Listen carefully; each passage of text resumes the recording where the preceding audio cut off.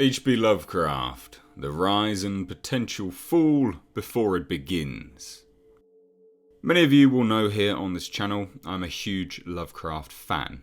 For those that are unaware or are new here, you only need to take a brief look through my Lovecraft playlist to see this. With audiobooks and explained videos, I've been captivated by the Lovecraft mythos for as long as I can remember. The influence and adaptations of his work has permeated through pop culture at a near infinite level, inspiring many horror writers who have become iconic in their own right. He remains the father of modern horror and the god of cosmic horror. And yet, we do not see, or have not seen, many Lovecraft movies, as we have, say, Stephen King, until recently, where we have begun to see a resurgence and growth in adapted works based on Lovecraft or inspired by Lovecraft, and unabashedly so. But with this rise, there are some that threaten the potential popularity of such an iconic author, and in trying to profit off of the rise, will destroy its future potential, once and for all. In today's video, I'll cover a brief personal history on my Lovecraft influence, along with my thoughts and feelings on said works, document what I consider to be the predominant factor in his works not being adapted by bigger film studios, and then on to the current trend of Lovecraft now finally being adapted, along with the critical and fan reception, and on to the last point, how this is leading to a project that may destroy all future Lovecraft works. So I legitimately don't remember when I first heard of Lovecraft. I don't think it's something that you do remember, mainly due to the fact that upon knowing who Lovecraft is and what his works are, you instantly see it in pop culture and horror nearly everywhere, or at the very least, his influence. So for as long as I can remember, I have been captivated by the stories of cosmic entities and horrors beyond the bounds of human interpretation and imagination. Horrors so unimaginable that they are near indescribable and will drive a mere mortal insane if they were ever to bear witness to them. Now it sounds profoundly unimaginable to some for an author to write horrors that are so vague he himself can't describe them. But to those who appreciate cosmic horror and have a keener sense of literary skill, they realise that what Lovecraft was so good at was documenting the insanity that these humans felt, the slow, steady descent into madness. The world melting away from a very real reality to one filled with cosmic terror and dread. H.P Lovecraft was an expert at building tension and atmosphere. Admittedly, his stories are wordy and the punctuation is of its time, leading it to be lengthy in sentence structure. However, the impact of his works has had on the world is undeniable.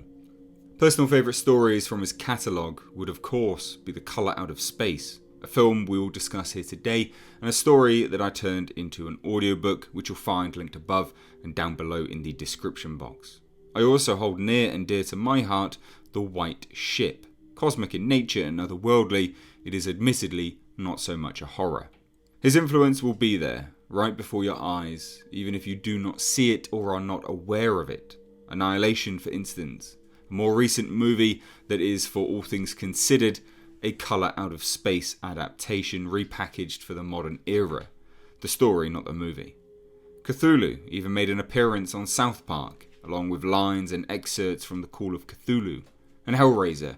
Clive Barker was arguably influenced by Lovecraft. You cannot look at the Great Leviathan, Lord of the Labyrinth, and tell me it is not a cosmic horror entity. The same cosmic horror that Lovecraft essentially birthed. We have seen the influence of Lovecraft and in fact direct intellectual property being repurposed for games, comics and all manner of pop culture items that can be sold. Now why are movie studios, larger ones, choosing not to adapt said works? Especially when smaller, indie studios are taking a chance. There are a few things to consider here, and it's important to outline that now, currently, we definitely are seeing bigger studios stand up and take note of the successes of smaller studios, and so, let's keep that in mind. The answer to this lies in the fact of finances. Movies are a business, ultimately, and until recently it has not been seen as profitable to do direct adaptations of Lovecraft's work. The entire nature of cosmic horror creates a difficult conundrum to many screenwriters and producers. How do we show the unexplainable? Movies have to cater to the lowest common denominator, essentially idiots. Cosmic horror is not something that can be spoon-fed to the masses. It does require a certain level of ambiguity, and as such, studios feel that this is too much of a risk worth the punt scenario. What if the audiences don't get it? What if they take from it what we don't mean? How are we going to adapt it to the screen?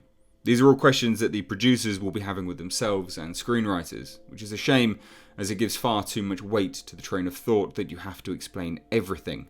Horror is the fear of the unknown, ultimately.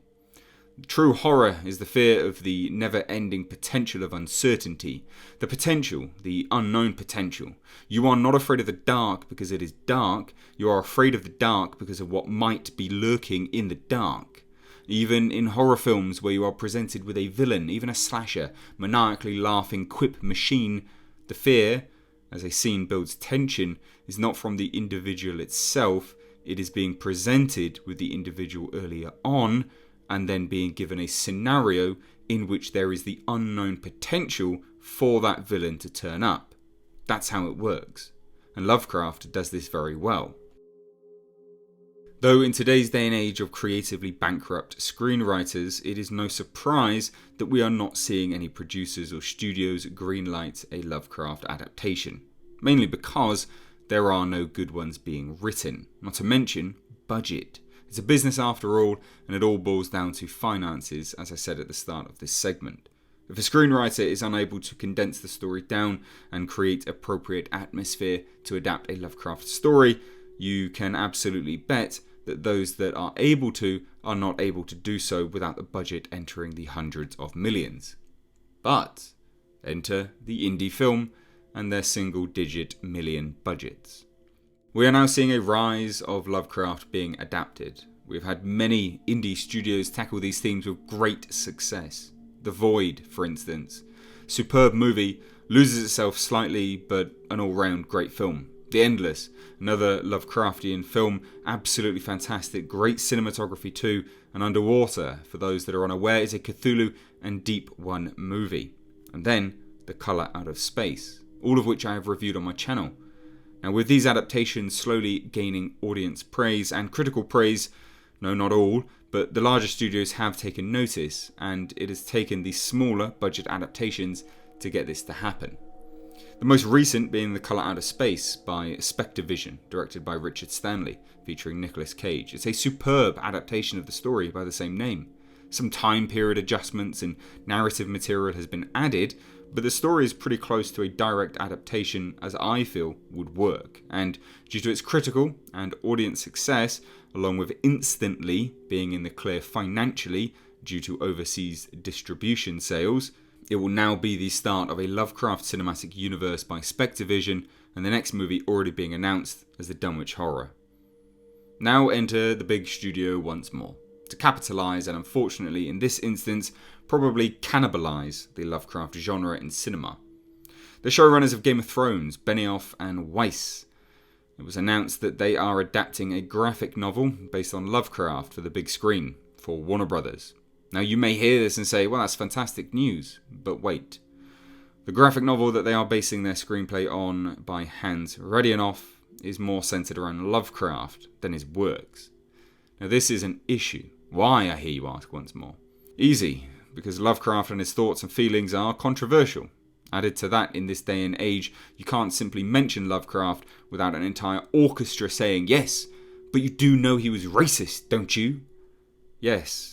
So that in and unto itself, you have a recipe for disaster. The graphic novel also depicts Lovecraft as someone who dresses in ladies' clothing and his failed marriage. The graphic novel, which will be adapted by Benioff and Weiss, focused on Lovecraft being the centre of the story, the keeper of the Necronomicon, and all of what he wrote about being real. Now this is a problem because sadly, the wider audience has not heard of Lovecraft nor the smaller indie films that I mentioned, and of course his literary works. So if this is the first introduction to Lovecraft, this movie, which no doubt it will be for many who watch it, as Warner Brothers is a very large studio with very deep pockets for marketing, they will be turned off to the idea of other works and movies. Lovecraft, a racist, a cross-dresser. Well, I never, they will all say. In this woke world we live in now, the only way a big studio will touch Lovecraft is if it drags him down personally. Rather than focusing on the art, they would rather focus on the artist, which is a true indication of their motives. Now, the wider audience being exposed to Lovecraft in this format will do no favours for any works adapting his fantastic tales, as all they would need to see is based on Lovecraft, and it will be an instant no. So to close, although we are seeing a rise of Lovecraft in media, currently there is one project that I feel could jeopardise it all. I just hope it doesn't impact it that much, and we get some larger studios choosing to adapt his works rather than tell a tale of the man himself.